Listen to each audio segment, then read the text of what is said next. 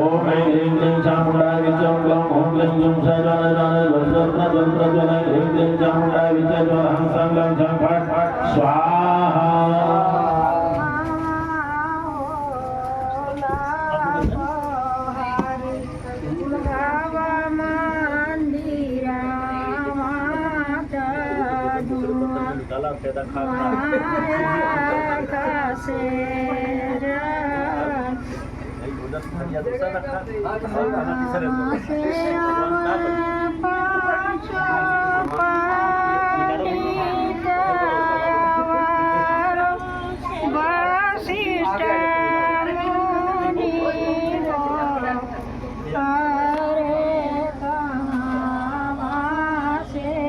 ओम पूर्णानगरी परापदा सुकुमारा पूर्णापदा वस्नेन विक्रणा वहायितं मूलजागरं सतक्रतोः पूर्णाहुत्यै नमः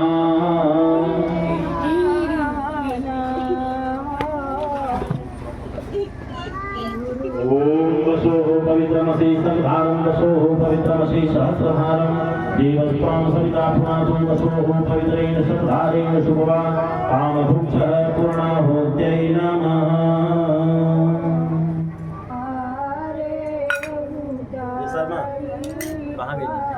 रंजीत रंजीत ए रंजीत